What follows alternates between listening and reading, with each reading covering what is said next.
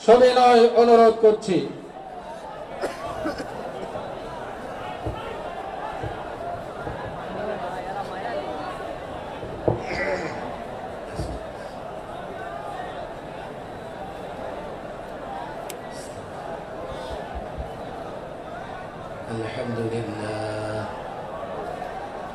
الحمد لله نحمده ونستعينه ونستغفره ونؤمن به ونتوكل عليه ونعوذ بالله من شرور أنفسنا ومن سيئات أعمالنا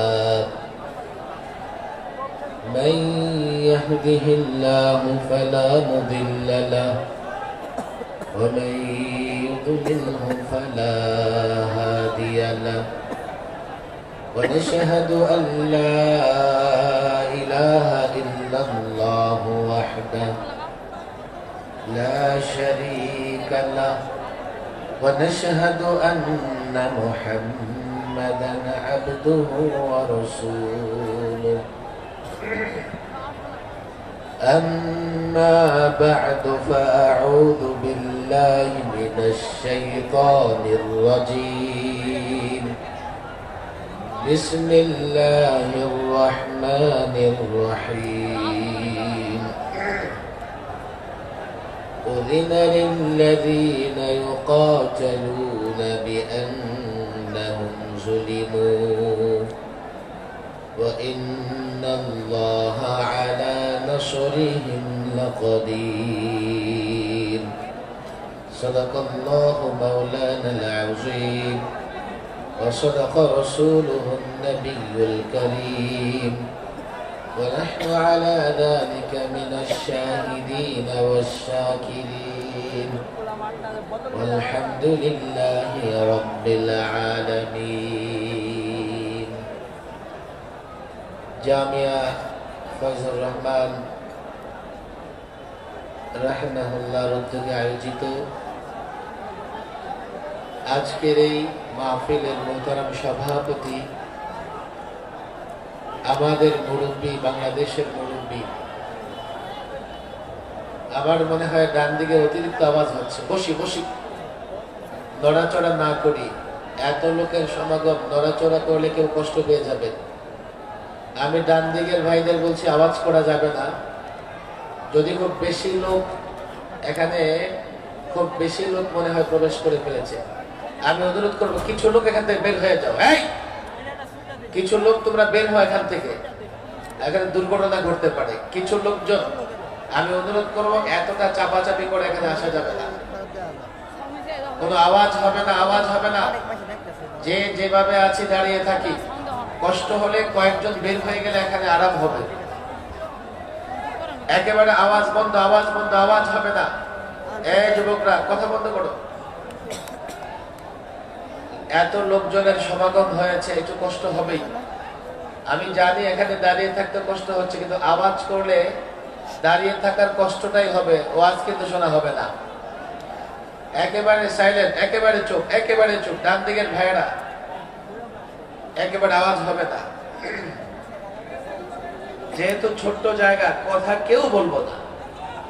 যেহেতু ছোট্ট জায়গা, আমি অনুরোধ করব দেখা যাক আর না যাক, একটু পেছনে চলে গেলে কিছু লোকজন, আর কেউ ঢুকবার চেষ্টা করব না এই দিক দিয়ে। যারা পেছন দিক থেকে ঢুকেছে আমরা চেষ্টা করব এখান থেকে বের হয়ে পেছনে থাকতে, নাও একেবারে সামনের দিক দিয়ে আসতে। আমি চাই যে এখান থেকে কোনো আওয়াজ আসবে না। একদম একদম চুপ, একদম চুপ। মাহফিলের আদব রক্ষা করতে হবে। কিচ্ছু করার নেই, জায়গা ছোট্ট, লোকজনের সমাগম অনেক বেশি। আজকের মাহফিলের যিনি সভাপতি, আমার কথা শুনতে হবে। এই বাদিকের ছেলেরা এদিকে তাকে আওয়াজ করো না, আওয়াজ করো না। আর কেউ ঢুকবার চেষ্টা না করি ভেতরে, কেউ ভেতরে ঢুকবার চেষ্টা না করে। আজকের মাহফিলের যিনি সভাপতি, আমরা হযরতকে সবাই চিনি, তবে আমার মনে হয় আমি যতটা চিনি ততটা আপনারা চিনেন না। আজকের মাহফিলের যিনি সভাপতি হযরত মাওলানা আব্দুল হক সাহেব, এই জামিয়া ফয়জুর রহমানের প্রতিষ্ঠাতা এবং শাইখুল হাদিস, আমি নিজের কোনো কথা নকল করব না। আল্লামা মুফতি আমিন রাহিমাহুল্লাহ হযরত সম্পর্কে যা বলতেন ওগুলো বলেই আমি শেষ করতে পারবো না। তবে আজকের এই বিশাল সমাগমে আমি এতটুকু বলতে চাই, হযরত হাফিজ হুজুর রাহিমাহুল্লাহ মাওলানা আব্দুল হক সাহেব আজকের এই প্রোগ্রামের সভাপতি, এই জামিয়ার প্রতিষ্ঠাতা, পরিচালক এবং শাইখুল হাদিস হযরতকে আল্লামা হাফিজ হুজুর রাহিমাহুল্লাহ খুবই ভালোবাসতেন এবং আল্লামা মুফতি আমিন রাহিমাহুল্লাহ হযরত সম্পর্কে এত উঁচু ধারণা রাখতেন, হযরত যদি সামনে না থাকতেন আমি সেই কথা বলতাম। যেহেতু হযরত সামনে চলে এসেছেন আমি সেই কথাগুলো আজকে বলবো না। হযরত হাফিজ হুজুর রাহিমাহুল্লাহ খুবই প্রিয় একজন মানুষ ছিলেন এবং খলিফা। মূলত এই মাহফিলকে আমি জনসমাগম দিয়ে বিবেচনা করতে চাই না। আমি মূলত হযরত আমাদের মুরব্বী, বাংলাদেশের মুরব্বী, ওলামাদের মুরব্বী, হযরত আমাদের নির্দেশ দিয়েছেন আমরা এখানে এসেছি, সামান্য কথাই হবে। এই জন্য আমি অনুরোধ করব, কেউ আওয়াজ করব না। মাইকের আওয়াজের বাইরে আমরা কেউ আওয়াজ করবার চেষ্টা করব না। হযরত যেহেতু এখানে আছেন, ওলামা ইকরাম মঞ্চে আছেন, ময়মনসিংহের শীর্ষ আলেমরা মঞ্চে আছেন, আমি সামনে দেখতে পাচ্ছি এখানেও হাজারো আলেম, হাফেজে কোরআন ছাত্র ভাইরা এসছেন, যুবকরাও এসছে। আমি জানি কষ্ট হচ্ছে, আর কেউ নতুন করে ঢুকবো না, আর কোনো আওয়াজও করব না। আজকের এই যে বিশাল একটা সমাবেশ, এই সমাবেশ কি একথা প্রমাণ করে না, এই সমাবেশ কি একথা প্রমাণ করে না যে দেশটা টুপি দাঁড়িয়েওয়ালাদের? হযরতের সঙ্গে গাড়ি দিয়ে আসতে আসতে আমি কিছু কথা বলছিলাম, হ্যাঁ ছাত্র জনতা শোনো, এত বড় সমাবেশে, এত বড় মাহফিলে ওয়াজ করার জন্য আসি নাই। আর তোমরা যারা মাদ্রাসার ছাত্র প্রতিদিনই তো ওয়াজ মুখস্থ করতে থাকো, তোমাদেরকে ওয়াজ কি করব? মূলত এটা একটা ইতিহাস।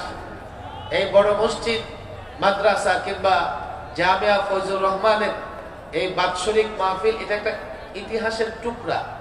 মূলত ইতিহাসের সঙ্গে সম্পৃক্ত হবার জন্য আমরা এখানে আসি। হযরত গাড়ি দিয়ে আসতে কিছু কথা বলছিলেন, এই ছাত্র জনতা শোনো, হযরতে হাফিজ হুজুরের নাম শুনেছো তো তোমরা? মনে হয় সবাই শুনে নাই। আমরা সবাই হযরতে হাফিজ হুজুরের নাম শুনেছি তো?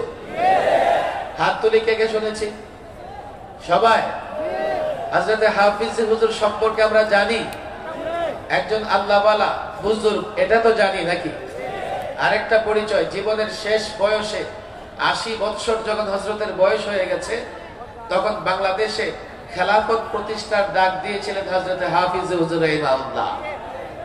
খেলাফত প্রতিষ্ঠার ডাক দেওয়ার পরে হযরত তওবার ডাক দিয়েছিলেন প্রচলিত রাজনৈতিক দল এবং নেতাদেরকে, তোমরা তওবা করো, তোমরাও খেলাফত প্রতিষ্ঠার জন্য চেষ্টা করো। আমি ছাত্র জনতাকে হযরতের কথাটা নকল করতেছি। আল্লামা মুফতি আমিন রাহিমাহুল্লাহ একাধিকবার বলেছেন, হাফিজ হুজুর রাহিমাহুল্লাহ যদি 80-র দশকে খেলাফত প্রতিষ্ঠার কাজ শুরু না করে যেতেন, তো আমরা এখন বাংলাদেশে খেলাফত প্রতিষ্ঠার শব্দটাই উচ্চারণ করতে পারতাম না। আমাদের জন্য পথ মসৃণ করে গেছে, পথ উর্বর করে গেছেন হযরত হাফিজ হুজুর রাহিমাহুল্লাহ। হযরত হাফিজ হুজুর রাহিমাহুল্লাহ ইন্তেকালের পরে অনেক বুজুর্গ, বিশেষ করে আল্লামা মুফতি আমিন রাহিমাহুল্লাহ খেলাফত প্রতিষ্ঠার কাজ করেছেন। হযরত এখানে আছেন, এখন আমরা টুটা ফাটা কাজ করতেছি। হযরতকে আমি অনুরোধ করেছি আমাদের সরপুরুষ হিসেবে, অভিভাবক হিসেবে, মুরব্বী হিসেবে হযরত সহযোগিতা করবেন। হযরত বলেছে আমার তো এখন বয়স নাই, আমি রাজনৈতিক বক্তৃতা দিতে পারি না, তারপরেও যেখানে যাবার উপস্থিত হওয়ার আমি উপস্থিত হব ইনশাআল্লাহ। এই কথাটা সুসংবাদ হিসেবে তোমাদের বলে যায় ছাত্র জনতা, আমাদের মুরব্বীরা বয়সে মুরব্বী হয়ে গেছেন, কিন্তু ঈমানি চেতনায় এখনো বলিয়ান আছেন। কথা ঠিক না বেঠিক? খেলাফত প্রতিষ্ঠা করতেই হবে। এই ভূখণ্ড পেয়েছি আমরা ইসলামের জন্য, এই ভূখণ্ড পেয়েছি আমরা ইসলামের জন্য। ইসলাম, মুসলমান এই ভূখণ্ডের মালিক। যারা আমাদের মাথার উপরে সেকুলারিজম ধর্মহীনতা চাপিয়ে দিতে চায়, আর যাদের ইসলাম ভালো লাগে না তারা এদেশে থাকবার অধিকার রাখে না। আমি ছাত্র জনতাকে বলি, আমরা কিভাবে ইসলামের জন্য দেশটা পেয়েছি। শোনো শোনো, বুঝবার চেষ্টা করো। 47-এ যখন ভারত স্বাধীন হয়, মুসলমান রাজনীতিবিদ, ওলামায়ে কেরাম তারা ভাবলেন মুসলমানদের জন্য আলাদা একটা ভূখণ্ড লাগবে, যেই ভূখণ্ডে মুসলমানেরা কোরআনী শাসন প্রতিষ্ঠা করবে। ওই চিন্তা, ওই সিদ্ধান্ত থেকেই পাকিস্তান নামের একটা রাষ্ট্র, পাকিস্তান নামের একটা রাষ্ট্র, একটা ভূখণ্ড আমরা পাই। বুঝবার চেষ্টা করো, না বুঝবার কারণে আমরা দেশের মালিক, অথচ ওরা আমাদেরকে মালিক কিংবা কর্মচারী মনে করে। এটা বুঝবার জন্য আমি তোমাদের অনুরোধ করছি, শোনো, শোনার চেষ্টা করো। যদি ইসলামের কারণে এই পাকিস্তান আমরা না পেতাম, তো পূর্ব পাকিস্তান পশ্চিম পাকিস্তান একসঙ্গে একটা রাষ্ট্র হতে পারে না। পূর্ব পাকিস্তান থেকে পশ্চিম পাকিস্তানের দূরত্ব কমপক্ষে 2000 কিলোমিটার। 2000 কিলোমিটার ব্যবধানে দুইটা অংশ একটা রাষ্ট্র হতে পারে না। কেউ বলে না আমরা ভাষার কারণে পেয়েছি। কিভাবে ভাষার কারণে পেলাম? পাকিস্তানের ভাষা উর্দু আর আমাদের ভাষা বাংলা, আর ভাষার কারণে যদি আমরা ভূখণ্ড পেতাম, তো আমাদের ভাষা মিলে আসামের সঙ্গে কিংবা ক্যালকাটার সঙ্গে। বুঝবার চেষ্টা করো, ভাষার কারণে এই ভূখণ্ড পেলে আমরা হয়তো আসামের সঙ্গে থাকতাম, না হয় ক্যালকাটার সঙ্গে থাকতাম। আসামের সঙ্গে থেকে কিংবা ক্যালকাটার সঙ্গে থেকে আমরা দিল্লির অধীনস্থ থাকতাম, আমরা একটা স্বাধীন ভূখণ্ড পেতাম না। পাকিস্তান নামের একটা রাষ্ট্র হয়েছে, আর এই দুইটা অংশে একটা রাষ্ট্র হয়েছে বলে বাংলাদেশের জনতা জালেমের বিরুদ্ধে, বাংলাদেশের জনতা তাদের অধিকার আদায়ের জন্য পাকিস্তানের শাসক গোষ্ঠীর বিরুদ্ধে অস্ত্র ধরেছে, লড়াই করেছে। হ্যাঁ, আমরা 71-এ স্বাধীন হয়েছি, আমরা একটা ভূখণ্ড পরিপূর্ণভাবে নিজেদের করে পেয়েছি।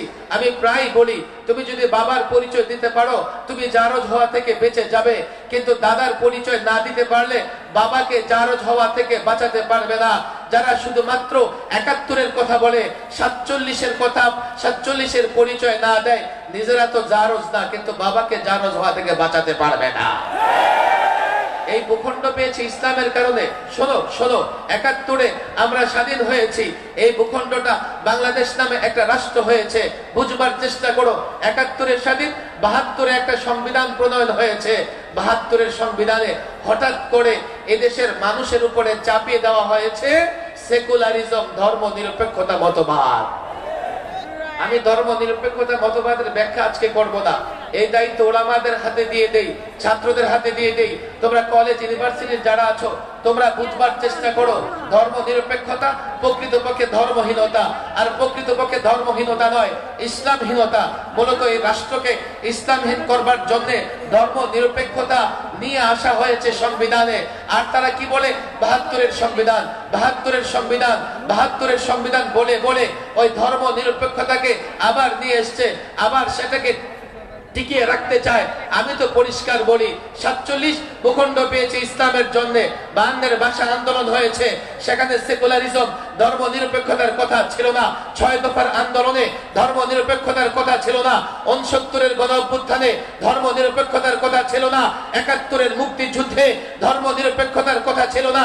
যারা এদেশের হয়ে লড়াই করেছে, যারা এদেশের হয়ে যুদ্ধ করেছে, হতে পারে আমল দুর্বল, ঈমান দুর্বল, মুক্তি যোদ্ধাও ধর্ম নিরপেক্ষতার জন্য লড়াই করে নাই। যারাই লড়াই করেছে, সংগ্রাম করেছে, দেশকে স্বাধীন করেছে, আল্লাহর নামে লড়াই করেছে, ইনশাআল্লাহ বলে লড়াই করেছে। আল্লাহর কসম করে বলি, বাংলাদেশিদের বিরুদ্ধে, মুসলমানদের বিরুদ্ধে সবচাইতে বড় ষড়যন্ত্র ছিল 72-এর সংবিধানে সেকুলারিজম নিয়ে আসা। ছাত্র জনতা বুঝবার চেষ্টা করো, লম্বা কথা আমি বলতে পারবো না, মেহমান আরো আছে। 72-এর সংবিধানে সেকুলারিজম নিয়ে এসে ইসলাম উৎখাতের ষড়যন্ত্র করা হয়েছে। 75-এ ওই ইতিহাস শেষ। 15ই আগস্ট শহীদ প্রেসিডেন্ট জিয়াউর রহমান তিনি পঞ্চমবারের মতো সংবিধান সংশোধন করে দুটা কাজ তিনি করেছেন। এক, বিসমিল্লাহির রহমানির রহিম। 2, আল্লাহর উপর আস্থা বিশ্বাস। আর এর পাশাপাশি সেকুলারিজম বাদ দিয়েছেন। আমি তোমাদের যে কথা বলতে চাই, 1979-তে আমাদের সংবিধানে বিসমিল্লাহির রহমানির রহিম এসছে, আল্লাহর উপর আস্থা বিশ্বাস এসছে। 32 বছর আমাদের সংবিধানে এটা ছিল। 2011-তে এই পলাতক ফেসিবাদী সরকার সংবিধান সংশোধন করে তাদের হাত কাঁপে নাই, তাদের বুক কাঁপে নাই, কারণ তারা মুনাফেক। বাংলাদেশের সংবিধান থেকে বিসমিল্লাহির রহমানির রহিম সংবিধানের বর্ডারের বাইরে দিয়ে বিকৃত অনুবাদ স্থান দিয়েছে। আর আল্লাহর উপর অবিচল আস্থা বিশ্বাসের মতো ঈমানি একটা ধারা তারা তুলে দিয়েছে। এই প্রজন্মের জানবার কথা, 32 বছর যা ছিল এই পলাতক সরকারটা বাদ দিয়েছে। এখন বাংলাদেশে একটা পরিবর্তন হয়েছে। ছাত্র জনতা আপনারা জানেন, এই পরিবর্তনের পরে এই রাষ্ট্র সংস্কারের কাজ চলতেছে। আর রাষ্ট্রের দলিল সর্বোচ্চ যে বিষয় সেটা হচ্ছে সংবিধান, এটাও সংস্কার করবার কাজ চলতেছে। আমরাও সহযোগিতা করেছি, একথা আমরা পরিষ্কার বলেছি যে এই সংবিধানে বিসমিল্লাহির রহমানির রহিম নিয়ে আসতে হবে, এই সংবিধানে আবারও আল্লাহর উপর আস্থা বিশ্বাস নিয়ে আসতে হবে। আরো কিছু কথা বলেছি। হযরত এখানে আছেন আল্লামা মুফতি আমিন রাহিমাহুল্লাহ, পাকিস্তানের সংবিধান সম্পর্কে বলতেন, পাকিস্তানের সংবিধানে যদি একটা কথা লাগিয়ে দেওয়া হয় আমরা এটাকে ইসলামী সংবিধান বলবো। এই ছাত্র জনতা ইতিহাস পড়ো, 47-এ এই পাকিস্তান নামের একটা মুসলিম রাষ্ট্র গঠিত হবার পরে আলেম ওলামাদের একটাই দাবি ছিল, পাকিস্তানের সংবিধান হবে কোরআন, ইসলামী সংবিধান রচনা করতে হবে। 47-এর পরে মুসলমানদের নেতা যারা শাসক গোষ্ঠী তারা সংবিধান কোরআনের আলোকে রচনা করে নাই, বরং একবার তারা এই মুসলমানদের দাবিকে প্রত্যাখ্যান করবার জন্য বলে দিল, আপনারা একযোগ হয়ে সংবিধানের জন্য প্রস্তাবনা পেশ করেন। আল্লামা মুফতি আমিন রাহিমাহুল্লাহ একাধিকবার বলেছেন, বাংলাদেশের সমস্ত পাকিস্তানের সকল ওলামায়ে কেরাম মিলে 22 দফা সংবিধান সংশোধনের প্রস্তাব দিয়েছিলেন, কিন্তু এই শাসক গোষ্ঠী পাকিস্তানের মানে নাই। আল্লামা মুফতি আমিন রাহিমাহুল্লাহ বলতেন, একটা ধারা লাগায় দাও। সেই কি ধারা? সেই ধারা হচ্ছে এই সংবিধানের যেখানে যা কিছু থাকুক না কেন কোরআন সুন্নাহর সঙ্গে সাংঘর্ষিক কোনো কিছু গ্রহণযোগ্য হবে না। আমি আল্লামা মুফতি আমিন রাহিমাহুল্লাহর সুর ধরে আমি সংবিধান সংস্কার কমিশনকে বলেছি, আপনারা একটা কাজ করবেন, এই সংবিধানের কোথাও এই কথাটা উল্লেখ করে দেবেন। তারা বলে কি হুজুর এটা কি করে সম্ভব? আমি বলি কেন সম্ভব নয়?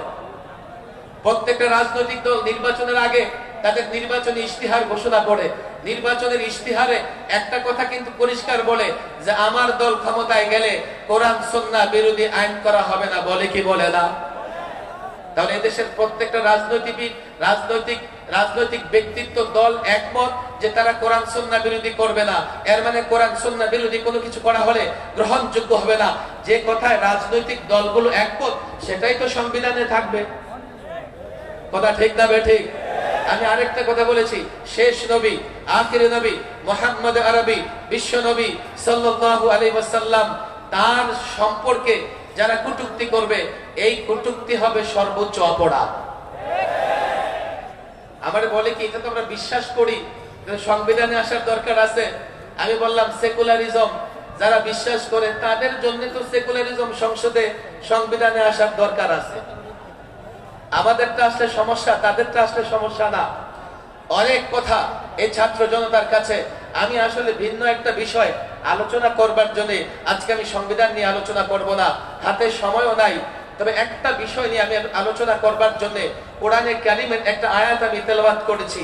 বর্তমান বিশ্বে মুসলিম কান্ট্রিতেও অমুসলিম কান্ট্রিতেও সবচাইতে মজলুম একটা শব্দ, মজলুম একটা লফজ, সেটা হচ্ছে জিহাদ। একটু মনোযোগ দিয়ে শুনতে হবে। জিহাদ নিয়ে বাড়াবাড়ি এবং জিহাদ নিয়ে ছাড়াছাড়ি, জিহাদ শব্দের ভুল ব্যাখ্যা, জিহাদ শব্দের নানা ধরনের ব্যাখ্যা দাঁড় করিয়ে এই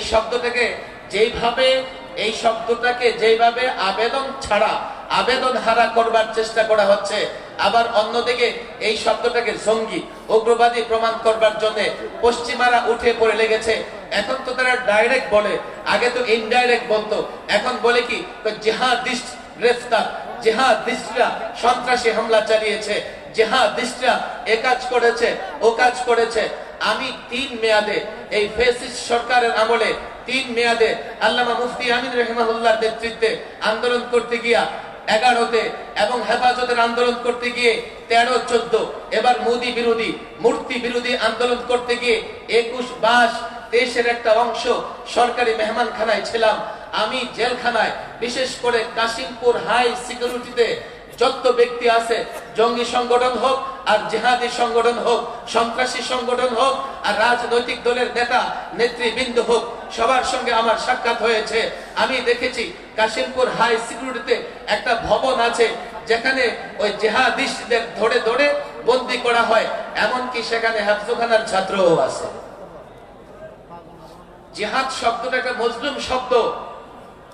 তারা এই শব্দটার ব্যাখ্যায় সন্ত্রাস কিংবা জঙ্গিবাদকে দাঁড় করাতে যায়। এক্ষেত্রে দুটা দিক আমাদের মনে রাখতে হবে। পশ্চিমারা জিহাদকে যেভাবে ব্যাখ্যা করে, ডিফাইন করে, আমার বাংলাদেশের বুদ্ধিজীবীরাও সেভাবে করার চেষ্টা করতেছে। কেন রে ভাই? জিহাদ শব্দের অর্থ হচ্ছে যুদ্ধ, কথা ঠিক না বেঠিক? যুদ্ধ কি বৈধ না অবৈধ? কোন সন্দেহ আছে? যুদ্ধ যদি বৈধ না হইতো রাষ্ট্রগুলো সেনাবাহিনী কেন পালে? রাষ্ট্রগুলো অস্ত্র কেন কিনে? আর যে রাষ্ট্রের হাতে যত অত্যাধুনিক অস্ত্র, সে তত বেশি মাতাব্বরি কি করে করে? তাহলে বোঝা গেল যুদ্ধ বৈধ। তো যুদ্ধ যদি বৈধ হয়, জিহাদ অবৈধ কেন হবে? যুদ্ধ যদি সন্ত্রাস না হয়, জিহাদকে সন্ত্রাস কেন বলা হবে? কথা ঠিক না বেঠিক? তারা বলবে কি, হুজুর তো আপনারা যুদ্ধ বলেন, জিহাদ কেন বলেন? বুঝবার চেষ্টা করো। আপনারা যুদ্ধ শব্দ ব্যবহার করলেই তো হয়, জিহাদ শব্দ ব্যবহার করে ছেড়ে দেন, আপনাদের জঙ্গি বলবে না। দেখো, তোমরা গত 16 বছরে যে স্লোগান দিতে পারোনি, কলেজ ইউনিভার্সিটির ছেলেরা সেই স্লোগান দেখিয়ে দিয়েছে। কি সেটা? পা চাটলে সঙ্গী আর না চাটলে জঙ্গি। আবার তাদের হাতে একটা মেশিন ছিল, তাদের মানলে আপনি এই মেশিনে ঢুকে আপনাকে মুক্তিযোদ্ধা বানিয়ে ফেলবে। আর তাদেরকে মানবেন না তো আপনাকে তারা উপাধি দিয়ে দিবে রাজাকার। কথা ঠিক না বেঠে? একটু বুঝবার চেষ্টা করো। অনেক মিডিয়া এখানে আছে, শিক্ষিত সমাজ আছে, মাদ্রাসার ছাত্ররা তোমরাও এখানে আছো। যুদ্ধ বৈধ, জিহাদও বৈধ, কিন্তু আমি জিহাদ বলবো, আমি যুদ্ধ বলবো না। অনেক লম্বা কথা বলতে হবে এই বিষয় ব্যাখ্যা করবার জন্য, আমি লম্বা কথায় যাব না। আমি যুদ্ধ কেন বলবো না? যুদ্ধ তো তোমরা করো, ওয়ার তো তোমরা করো। তোমাদের যুদ্ধগুলোর একটা চিত্র সামনে রাখো। জেনেভা কনভেনশনে অনেক নীতিমালায় পশ্চিমা রাষ্ট্রগুলো স্বাক্ষর করেছে, তারপরেও কিন্তু যুদ্ধের নামে সন্ত্রাস বন্ধ হয় নাই। তোমাদের যুদ্ধ, ইসলামের যুদ্ধ, দুইটা দুই পাশে রেখে কম্পেয়ার করো, তুলনা করো। তোমরা যুদ্ধ করতেছো, আমেরিকা যুদ্ধ করতেছে, ভারত যুদ্ধ করতেছে, রাশিয়া যুদ্ধ করতেছে, চায়না যুদ্ধ করতেছে। এই যুদ্ধগুলো দেখো, তারা যতই জেনেভা কনভেনশনে নীতিমালা পাশ করুক না কেন, তাদের যুদ্ধে নারী নিরাপদ নয়, তাদের যুদ্ধে শিশু নিরাপদ নয়, তাদের যুদ্ধে অযোদ্ধারা নিরাপদ নয়, তাদের যুদ্ধে আবাসিক এলাকার লোকজন নিরাপদ নয়, তাদের যুদ্ধে হাসপাতাল নিরাপদ নয়। ইসরায়েলিরা হামাসের বিরুদ্ধে যুদ্ধ করতেছে, হামাস তাদের বিরুদ্ধে যুদ্ধ করতেছে। করো, সমস্যা কি? কিন্তু ইসরায়েলিরা এখন পর্যন্ত হাজার হাজার শিশু হত্যা করেছে, নারী হত্যা করেছে। এটা হচ্ছে তোমাদের যুদ্ধ। তোমরা হাসপাতালে বোমা মেরে, সিরিয়ায় হচ্ছে হাসপাতালে বোমা মেরে রোগী পর্যন্ত খতম করে ফেলো। তোমাদের হাতে রোগী নিরাপদ নয়, তোমাদের হাতে নারী নিরাপদ নয়। এগুলো তোমাদের যুদ্ধ, এগুলো যুদ্ধ।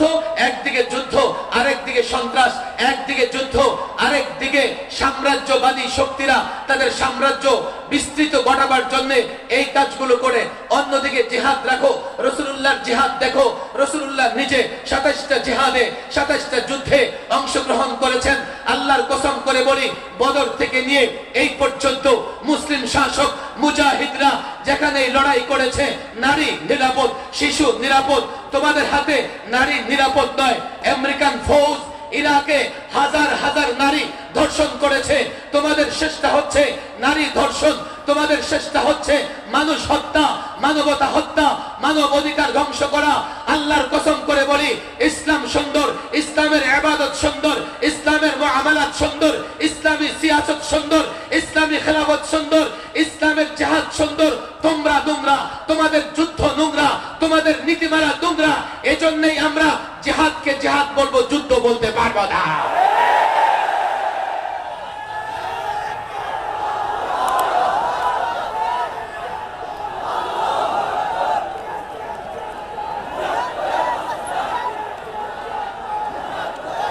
একজন উপদেষ্টা সাহেব কয়দিন বলেছেন, জঙ্গিবাদকে প্রশ্রয় আশ্রয় দিবেন না। আমি বলেছি ভালো কথা, কিন্তু ফেসিবাদ জঙ্গিবাদের নামে আমার মাদ্রাসার ছাত্র আলেম ওলামাদেরকে জাতির কাছে হ্যাঁ প্রতিপন্ন করবার চেষ্টা করেছে। আমাদের ভয়ের জায়গা এটা, আবারও যেন জঙ্গিবাদের নামে কোনো মাদ্রাসার ছাত্রকে গ্রেফতার করা না হয়। আমি যে আয়াত তেলাওয়াত করেছি, উযিনা লিল্লাযীনা ইউকাতালুনা বিআন্নাহুম যুলিমু, আল্লাহ জিহাদের অনুমতি কেন দিয়েছেন? আমাদের সামনে ইতিহাস আছে, সিরাত আছে। মক্কাতুল মুকাররমায় এক এক মুসলমানের উপরে কতটা টর্চার করা হয়েছে, কতটা নির্যাতন করা হয়েছে। বেলালে হাবশী থেকে সুমাইয়া পর্যন্ত এক একজনের উপরে কতটা নির্মম টর্চার করা হয়েছে। শেষ পর্যন্ত রাসূল আরবি মুহাম্মদ সাল্লাল্লাহু আলাইহি ওয়াসাল্লাম তিনিও মক্কায় থাকতে পারেন নাই, মদিনায় চলে গেছেন। এরপরে আল্লাহ তাবারক ওয়া তাআলা মদিনা রাষ্ট্রের নিরাপত্তা, মুসলমানদের নিরাপত্তা, মুসলমানদের ইজ্জত আবরু নিরাপত্তার জন্য জিহাদের বিধান দিয়েছেন। এর মানে স্পষ্ট, বিআন্নাহুম যুলিমু। জিহাদ কি জিনিস? জিহাদ হচ্ছে মাজলুমের জালেমের বিরুদ্ধে প্রতিরোধ যুদ্ধ। জিহাদ হচ্ছে মাজলুমের জালেম থেকে অধিকারের যুদ্ধ। জিহাদ হচ্ছে মুসলিম রাষ্ট্র সুরক্ষার যুদ্ধ। জিহাদ হচ্ছে মা বোনদের ইজ্জত রক্ষার যুদ্ধ। জিহাদ হচ্ছে সন্ত্রাস দমনের যুদ্ধ। পশ্চিমারা এই জিহাদি চেতনাকে ধ্বংস করবার জন্য জিহাদিস্ট, ইসলামী জঙ্গিবাদ, ইসলামী সন্ত্রাসবাদ এগুলো বলে চিৎকার করে। আল্লাহর কসম, আমি তো বলেছি তালেবানদের বিরুদ্ধে তারা সেই ভাষায় চিৎকার করেছে। আর যখন তালেবানরা প্রতিরোধ যুদ্ধে চূড়ান্ত পর্যায়ে উপনীত হয়েছে, গামছা লুঙ্গি নিয়ে তারা পালাবার পথ খুঁজে পায় না। ইসলামের জিহাদ পবিত্র। আল্লাহর কসম করে বলি, ইসলামের জিহাদ হচ্ছে মানব অধিকার রক্ষা করবার জন্য যুদ্ধ।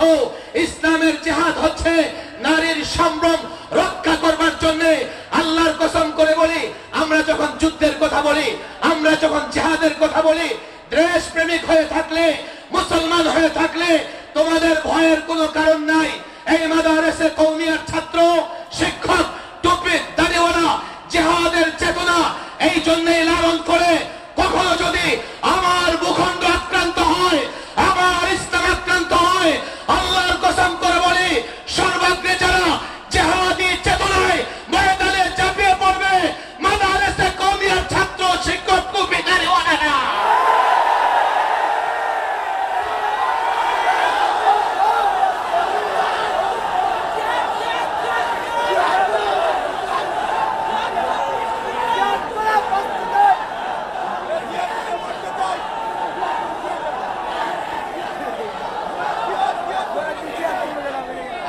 আমাকে রিমান্ডে বলা হলো জিহাদের নামে সন্ত্রাস হয় আপনারা দেখেন না। আমি বললাম গণতন্ত্রের নামে ফেসিবাদ হয়, এটা তোমরা দেখো না? গণতন্ত্রের নামে কেউ যদি ফেসিবাদ কায়েম করে, তোমরা তো গণতন্ত্রকে দোষারোপ করো না।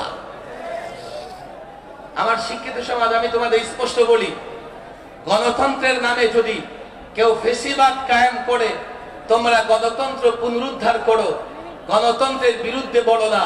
জিহাদের নামে যদি কোথাও কেউ সন্ত্রাসী কর্মকাণ্ড করে, সেই সন্ত্রাসী কর্মকাণ্ড যে করবে সে দায়ী। জিহাদ কেন দায়ী হবে? আমরা তো জিহাদকে পুনরুদ্ধার করবো ইনশাআল্লাহ। অনেক কথা, হাতে সময় কম, মাঠে আওয়াজও হবে না। আমি কিছু বিষয় ব্যাখ্যা করবার জন্য এখানে দাঁড়িয়েছি। ভালো করে বুঝবো, এই বুঝো, প্রশাসনের লোকেরা বুঝো। আমি অন্তর্বর্তীকালীন সরকারের উপদেষ্টাদেরও বলেছি, আওয়ামী লীগ, বিগত পলাতক সরকার, হাসিনা সরকার, তারা পশ্চিমাদের ভাষায়, ইহুদিদের ভাষায় কথা বলেছে। আর ইহুদিদের ভাষা হচ্ছে মুসলমান ধ্বংস করবার জন্য, মুসলমানকে খতম করবার জন্য। জিহাদি চেতনা তাদের ভেতর থেকে দূর করে দিতে হবে। তোমরা যুক্তি চাও, আমি যুক্তি দিয়ে দিচ্ছি। তোমরা প্রমাণ চাও, আমি প্রমাণ দিয়ে দিচ্ছি। এই পৃথিবীতে সন্ত্রাসের সূচনা হয়েছে ইহুদিদের হাত ধরে। তারা নবীদের হত্যা করেছে, রাসূলদের হত্যা করেছে। মিস্টার হিটলার 60 লক্ষ ইহুদি হত্যা করবার পরে সে কিছু ইহুদি রেখে দিয়ে গিয়ে বলে গেছে, এ কথা আমি সব ইহুদি মেরে ফেলতাম, কিন্তু এই জন্য মারলাম না, ভবিষ্যৎ প্রজন্ম যাতে বুঝতে পারে ইহুদিরা কি জিনিস। সন্ত্রাস করেছে ইহুদিরা, জঙ্গিবাদের সূচনা করেছে তারা। আর তারা এখন সেই বিষয়ে তাদের সন্ত্রাসী চিন্তা চেতনা শাসক গোষ্ঠী দ্বারা আমার মাদ্রাসার ছাত্রদের উপরে চাপিয়ে দিতে চায়। দুইটা বিষয় মনে রাখবেন, জিহাদের বিষয়ে ছাড়াছাড়ি করলে ঈমান থাকবে না। যদি বলেন কেউ বাড়াবাড়ি করে, ঠিক আছে, যে বাড়াবাড়ি করে এই দায় তার, আমি কেন এই দায় নেব? মাদ্রাসার ছাত্ররা কেন এই দায় নেবে? আল্লামা মুফতি আমিন রাহিমাহুল্লাহ একাধিকবার বলেছেন, যখনই আলেম ওলামারা তাদের কোনো ইস্যু নিয়ে মাঠে নামে তখনই একদল আছে জঙ্গিবাদের স্লোগান তোলে।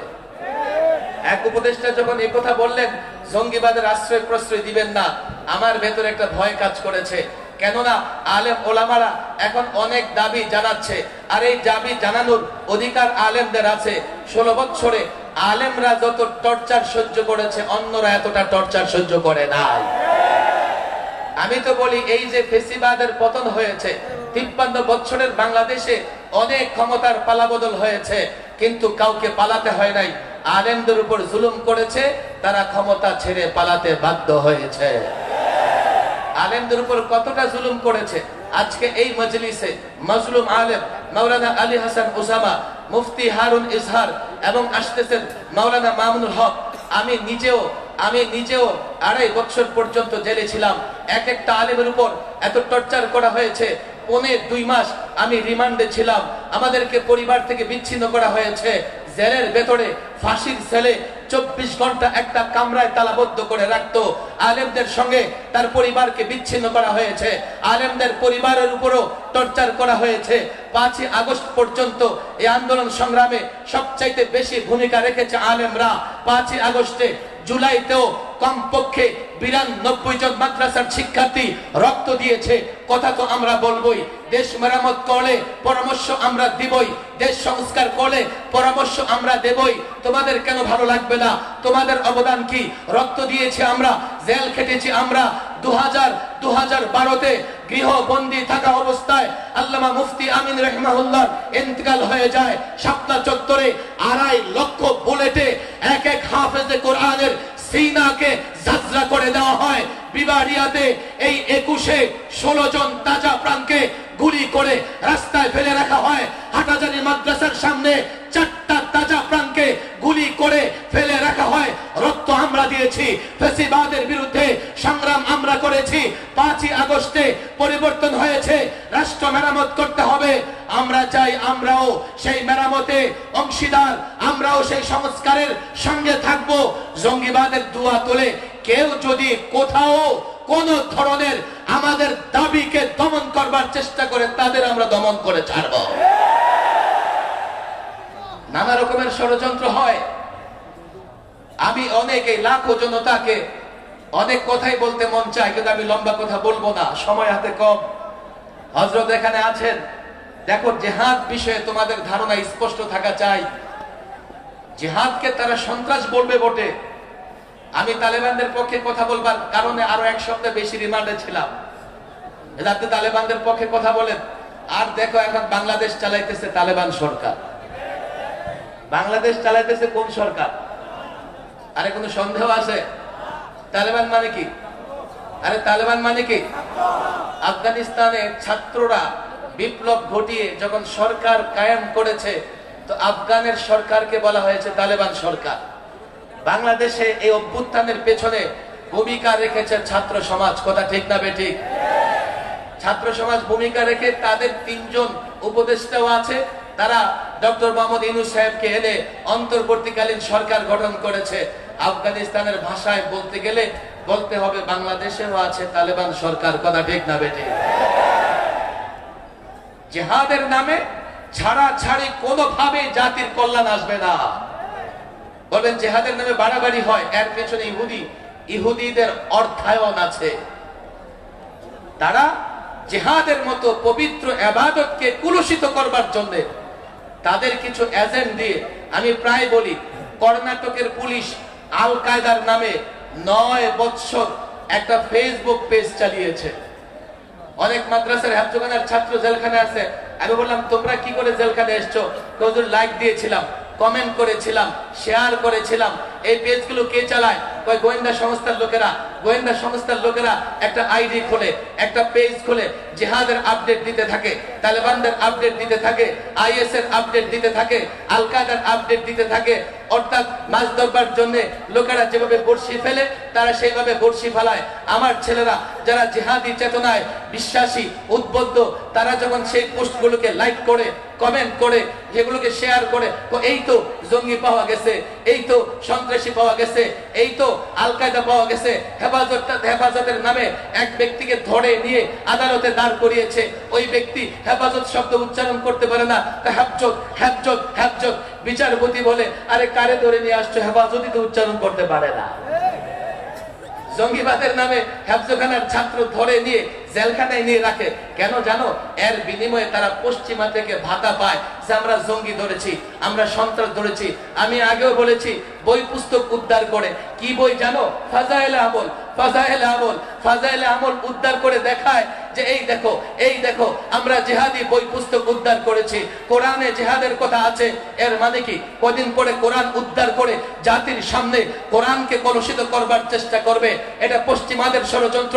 বুঝতে হবে, জিহাদের সঠিক ব্যাখ্যা জাতির সামনে দিতে পারলে এটা যৌক্তিক, এটা ন্যায়, এটা ইনসাফের, এটা সন্ত্রাসের বিরুদ্ধে কোনো সন্দেহ নাই।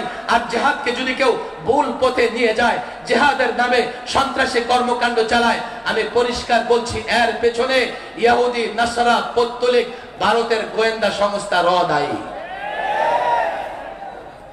ছাত্র জনতাকে কিছু কথা এই জন্যই বলি, রাষ্ট্র এখন মেরামতের কাজ চলতেছে, আর আমরা পরিষ্কার প্রস্তাবনা পেশ করেছি, এই রাষ্ট্রের মেরামত যেন এমন না হয় যে আমাদের আবার আন্দোলন করা লাগে, আমাদের কোথাও আপত্তি তোলা লাগে। রাষ্ট্র মেরামত হচ্ছে, একটা পরিবর্তন হয়েছে, তবে এই পরিবর্তনটা চূড়ান্ত পরিবর্তন নয়। কেন জানো? পরিবর্তনের আগে একটা স্লোগান ছিল, বৈষম্য দূর করতে হবে। এই বৈষম্য দূর করবার জন্য, কোটা মুক্ত বাংলাদেশ করবার জন্য একটা পরিবর্তন হয়েছে। এই পরিবর্তনের পরে যারা দায়িত্ব নিয়েছে, ইনশাল্লাহ তারা হয়তোবা মেরামত করবে।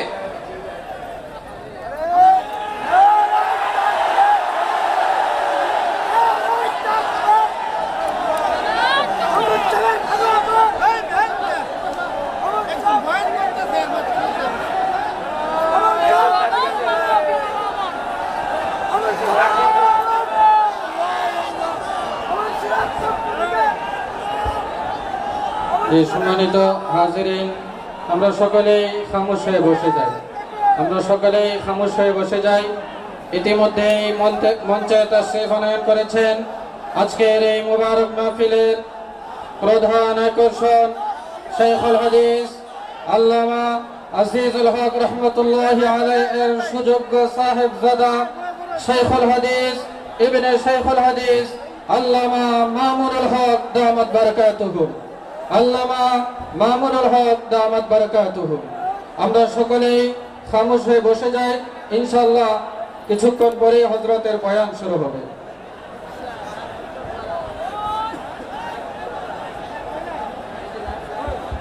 আমরা আলোচনার পরিবেশ তৈরি করি, বসি আওয়াজ না করি, আলোচনা শোনার পরিবেশ তৈরি করি।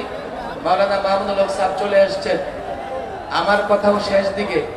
আমরা আলোচনা শোনার পরিবেশ তৈরি করি, অর্থাৎ কোথাও আওয়াজ না করি, একজন আরেকজনকে চুপ শব্দ পর্যন্ত বলবো না, একেবারে চুপ থাকি, একেবারে চুপ থাকি।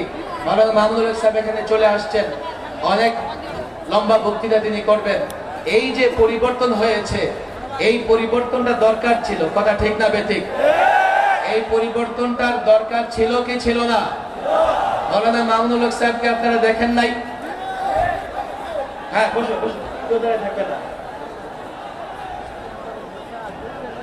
মাওলানা মামুনুল হক সাহেব সহ আলেমদেরকে জাতির কাছে হ্যাঁ প্রতিপন্ন করবার জন্য হাতকড়া, পায়ে ডান্ডা বেড়ি, মাথায় হেলমেট আর বুকে বুলেট প্রুফ জ্যাকেট পরিয়ে বারবার আদালতে তোলা হয়েছে, কথা ঠিক না বেঠিক?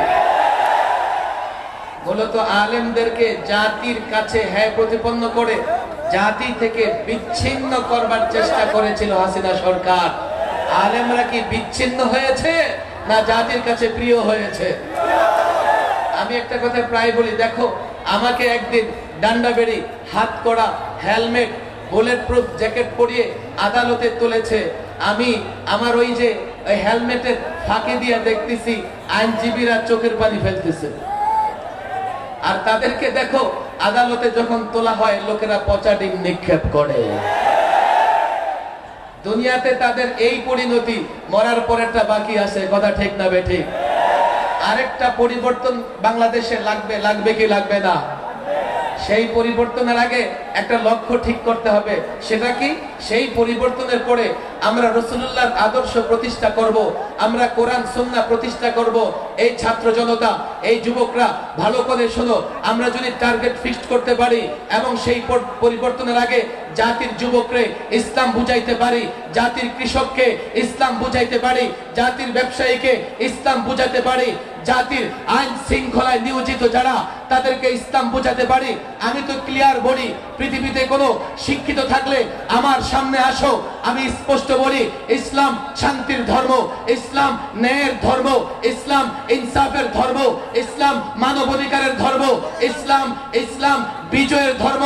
আল্লাহর কসম করে বলি, ইসলামে কোনো বৈষম্য নাই, ইসলামে কোনো অশান্তি নাই, ইসলামে কোনো পরাজয় নাই। ন্যায়ের ধর্ম, ইনসাফের ধর্ম, মানবাধিকারের ধর্ম, মানবাধিকারের ধর্ম। ইসলাম এই কথা যদি জাতিকে বুঝাতে পারো, এই কথা যদি জাতির ব্যবসায়ীকে বুঝাতে পারো, আল্লাহর কসম ব্যবসা করো, ইসলাম মেনে করলে দুনিয়াতেও কল্যাণ, আখিরাতেও কল্যাণ। চাকরি করো, দুনিয়াতে কল্যাণ, আখিরাতে কল্যাণ। রাজনীতি করতে চাও, করো। আল্লাহর কসম করে বলি, ইসলাম মেনে যদি রাজনীতি করো, ইসলাম মেনে যদি রাষ্ট্র চালাও, এই 53 বছরের বাংলাদেশে আমরা দেখেছি যারাই ক্ষমতায় এসেছে, যারাই রাজনীতি করেছে, কেউ ভারতের গোলামি করেছে, কেউ পশ্চিমাদের গোলামি করেছে। আল্লাহর কসম 53 বছর নয়, 1000 বছর, 56,000 বর্গ মাইলের বাংলাদেশ নয়, অর্ধ পৃথিবী আমরা, আমাদের পূর্বপুরুষ মুসলমান শাসকরা অর্ধ পৃথিবী শাসন করেছে। মুসলিমরা যখন শাসন করেছে, গোটা পৃথিবী নত জাদু দেখেছে। এই বাংলাদেশের যুবক গ্যারান্টি দিয়ে বলে যায়, ইসলাম ধরো, ইসলাম মানো, ইসলাম মানে যদি রাজনীতি করতে পারো, 56,000 বর্গ মাইলের বাংলাদেশ নয়, গোটা পৃথিবীর নেতৃত্ব দিতে পারবে।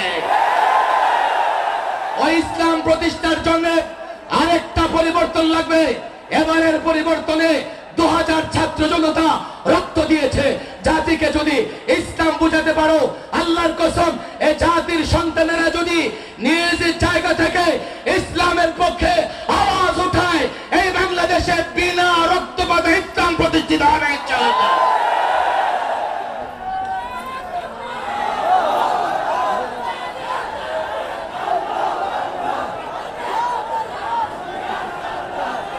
হাফিজি হুজুরের পথ ধরে, শাইখুল হাদিস আল্লামা আজিজুল হক রাহিমাহুল্লাহর পথ ধরে, আল্লামা মুফতি আমিন রাহিমাহুল্লাহর পথ ধরে আমরা যদি পরিকল্পিত একটা অভ্যুত্থানের দিকে দাবিত হতে চাই, আমি যদি মনে করি, আমরা যদি মনে করি ওই পরিকল্পনা অনুযায়ী অগ্রসর হলে বাংলাদেশে খেলাফত ব্যবস্থা প্রতিষ্ঠিত হবে, দায়ীর ভূমিকা, প্রত্যেকের কাছে ইসলাম পৌঁছে দেওয়ার ভূমিকা, দায়ীর ভূমিকা, মুআল্লিমের ভূমিকা, সর্বশেষ ইসলামের একজন একনিষ্ঠ যোদ্ধা হিসেবে হাফিজি হুজুরের পথ ধরে, শাইখুল হাদিসের পথ ধরে, আল্লামা মুফতি আমিনের পথ ধরে আরেকটা বিপ্লব, আরেকটা পরিবর্তনের জন্য কারা রক্ত দিতে ব্যর্থতা জানাই রাখতে চায়।